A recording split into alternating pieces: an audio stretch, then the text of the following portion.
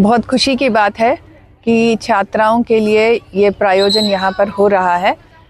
इसके लिए जो भी ऑर्गेनाइजिंग कमेटी के सदस्य हैं सभी को, खास करके इनका नेतृत्व करने वाले कन्वीनर और यहाँ के जो प्रिंसिपल साहब हैं, उनको बहुत बहुत हमारी शुभकामनाएं हैं। और मुझे लगता है कि ये खेल के मैदान ऐसे हैं जहाँ भिवानी और दादरी से अनेकों लड़कियां, हमारी बेटियां देश का नाम रोशन कर चुकी हैं अंतर्राष्ट्रीय स्तर पर। इन्हीं में से कोई और साक्षी निकलेगी, इन्हीं में से कोई और ममता खरब निकलेगी और हमारे परिवारों का नहीं बल्कि विश्वविद्यालय, इस महाविद्यालय देश और प्रदेश दोनों का नाम आगे बढ़ाएंगी।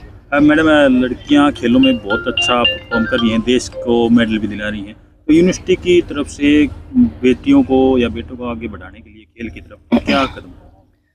उनके लिए जैसे अलग अलग स्तर के जो कॉम्पिटिशन्स होते हैं, टूर्नामेंट्स होते हैं, उनके हिसाब से प्राइजेस दिए जाते हैं। ये हमारी स्पोर्ट्स काउंसिल की मीटिंग में तय होता है और कैश प्राइजेस भी, अच्छे कैश प्राइजेस दिए जाते हैं।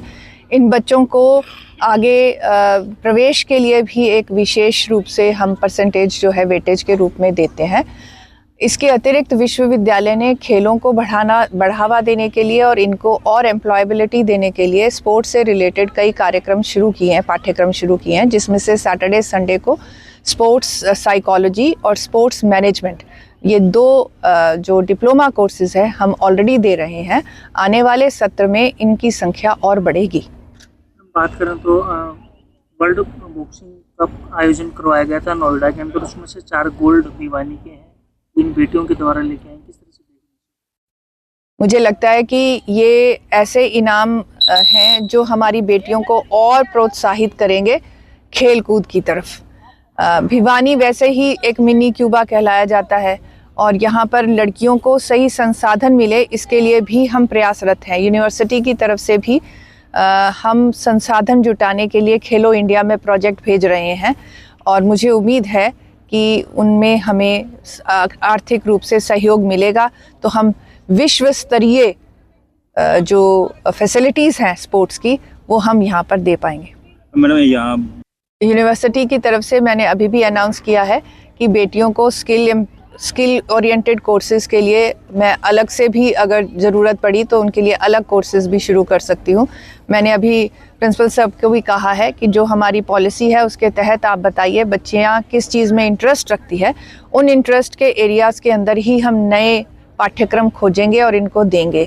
इसके अतिरिक्त मुझे लगता है कि मेरी बच्चियों ने लक्ष्य अगर साध लिया है तो मेहनत का और जोश का हमने इन्हें संदेश दिया है, मेहनत करेंगी और अपना ऊंचा लक्ष्य रखेंगी। चंद प्राचार्य, राजीव गांधी राजकीय महिला महाविद्यालय भिवानी।